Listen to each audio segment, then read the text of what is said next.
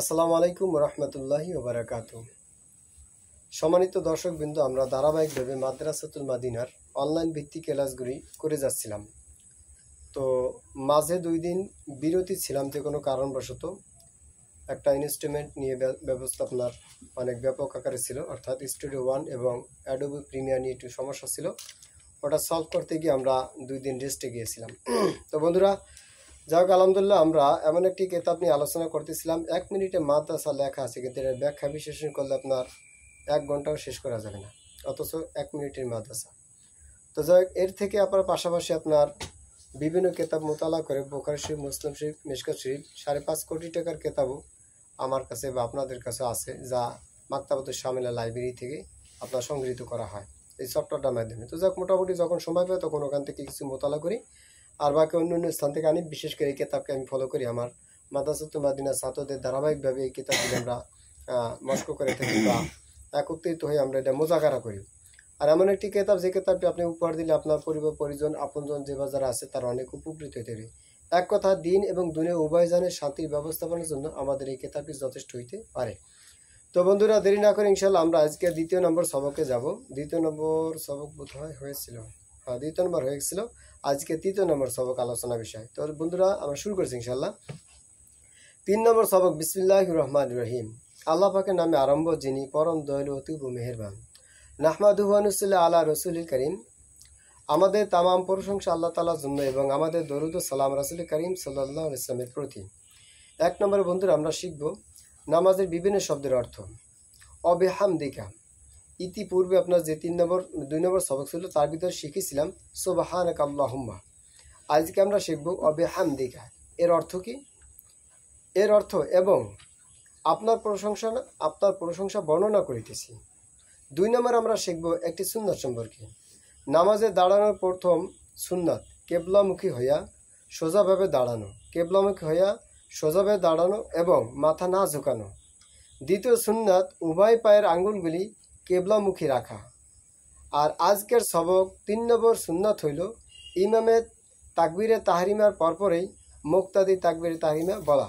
এটা কিন্তু সুন্নাত, আবার মারামারি বাঁধান যাবে না। কিন্তু মুসল্লিদের অনেক সময় মারামারি বাঁধা যায়, হ্যাঁ তুমি এটি করছো কেন, এটি করছো কেন, তোমার নামাজই হয় নাই। ফতোয়া মানে না পইরা মাদ্রাসায় তারপরে সে ফতোয়া দিতে প্রস্তুত। যাক, ব্যাখ্যা করলে অনেক কিছু, আমরা ওদিকে যাব না, আমাদের অনেক আলোচনা বিষয়বস্তু রয়েছে। তো নামাজে দাঁড়ানোর প্রথম সুন্নত হলো কেবলামুখী হইয়া সোজাভাবে দাঁড়ানো।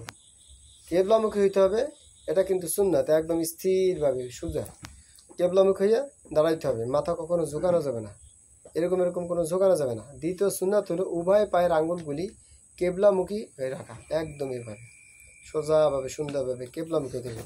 কোনোভাবে এরকম ভেসালের মতন, এরকম মাছ ধরে যে ভেসাল, এরকম না, সুন্দর স্থিরভাবে এরকম। আচ্ছা, যাই হোক, তো ইমামের তাকবীরে তাহরিমার পরপরই মুক্তাদিগণ তাকবীরে তাহরিমা বলতে হবে। আগেও না পরেও না, ইমামের আগে বললে কিন্তু আপনার সমস্যা, তাতে ফতোয়া দৃষ্টিকোণ থেকে নামাজই হবে না। যদি আপনার ইমামের আগে কোনো ব্যক্তি কি করে, ইমামের পিছনে নামাজ সহি হবে না, ইমামের আগে কোনো কিছু করা যাবে না, ইমামের পরপর। আচ্ছা, তাকবীরে তাহরিমা বলা। ফায়দা, মুক্তাদি তাকবীরে তাহরিমা যদি ইমামের তাকবীরে তাহরিমার আগে শেষ হইয়া যায় তবে তাহার ইক্তেদা সহি হবে না। যে কথাটা আমি বললাম সেই কথাটা এখানে বলে দিল, অর্থাৎ ওই মুক্তাদি নামাজই সহি হইবে না। হ্যাঁ, তাহাবি শরীফ আপনার হাদিসে আপনার বর্ণনাদার আছে। তো 3 নম্বর আপনার যে আপনার একটি আলোচনা করবো, সেটা হচ্ছে কবিরে গুনাহ। আচ্ছা, কবিরে গুনাহ বড় গুনাহ, যা তওবা ছাড়া মাফ হয় না, এবং এই ধরনের একটি গুনাহই দোজখে পৌঁছাবার জন্য যথেষ্ট। তবে আল্লাহ তাআলা দয়া করলে তা ভিন্ন কথা। 3 নম্বর যে কবিরা গুনাহটি আমরা আজকে শিখবো, সেটা হলো যে কোনো লোকের মন্দ নামে ডাকা। কোনো লোকের মন্দ নামে ডাকা, যেমন ভাবে বলে ও অন্ধ, ও ল্যাংরা, ও মটকু, ইত্যাদি ইত্যাদি। যেমন মাঝে মধ্যে আমরা হাসির রসিকতা সে বলে ফেলে। একটা লোক আল্লাহ তাআলা মোটু বানাইছে, কুয়াকাটার হুজুরে মোটু বানাইছে। তারপর দেখা গেছে আরও কত মানুষ আছে মোটু বানাইছে। এখন এই মোটু বানাইলে কি তার এই মোটকু পাওয়া যাবে? হাসির পাওয়া যাবে না, কষ্ট দিয়ে কথা বলা যাবে না। তবে হাসি রসিকতা চলে বলে কৌশলে বলা যায় যে, কিন্তু কষ্ট দিয়ে বলা যাবে না অবশ্যই। আচ্ছা, 4 নম্বরে গুনাহের ক্ষতিসমূহ। গুনাহের কারণে দুনিয়াতে একটি ক্ষতি এই হয় যে, দেখা যায় যে গুনাহগার ব্যক্তি আল্লাহ পাকের সহিত একটা আপনার দূরত্ব ভাব থাকে, ভয় ও সংকোচ ভাব অনুভব করে। যাহা তাহাকে আরও দূরে সরাইয়া দেয় নেকের কাছ থেকে। 5 নম্বর আমরা যেটা শিখবো বন্ধুরা, এবাদত বন্দিগির উপকারিতা।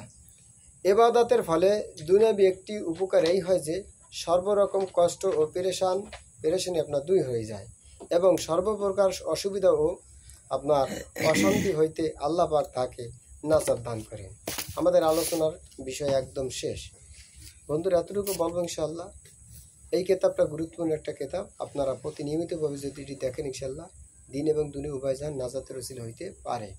তা আমরা আসুন ইনশাআল্লাহ প্রতিনিয়মিতভাবে এটা আমরা শ্রবণ করব। বিশেষ করে মোবাইল নামক গজব, আবার মোবাইল নামক রহমত, এই দুইটির কথা বললাম। একটা হলো মোবাইল ব্যবহার করে রহমত, আর একটা মোবাইল ব্যবহার করে জহমত। রহমত ওই ছাত্রছাত্রী বা ওই গার্ডিয়ানদের জন্য যে বা যারা এটাকে নিয়ামত হিসেবে ব্যবহার করবে তখন রহমত, আর যদি এটা অপব্যয় করে তখন সেটা হবে জহমত বা ধ্বংসের কারণ। তাই গুরুত্বপূর্ণ বিষয় যদি আলোচনা করলাম, আপনার সন্তান যদি গেমস খেলতে পছন্দ করে তো এই আলোচনা নামক গেমস অভ্যাসে দাস করান, ইনশাল্লাহ সে ভালো কিছু শিখবে, ভবিষ্যতে নাজাত পাওয়ার চিন্তা ভাবনা আছে। ইয়ামি ফিরুল উমিন আখি ওমি হবি, এরকম অনেক আয়াত কোরআন বলতে পারবো। কেমন দিবসে কিন্তু আপনি দরপাকর হয়ে যাবেন। সন্তানকে সুশিক্ষা শিক্ষা দেন, সন্তানকে সুশিক্ষায় শিক্ষিত করুন, এটাই আমার শেষ কথা। তো ভালো থাকবেন, সুস্থ থাকবেন। আপনারা দেখতেছেন লাইভটি মাদ্রাসাতুল মাদিনা, স্থান পূর্ব পাশরহাট, নতুন বাজার, কেন্দ্রীয় জামি মসজিদ সংলগ্ন, আগলঝাড়া, বরিশাল। আসসালামু আলাইকুম রহমতুল্লাহি ওয়া বারাকাতুহু।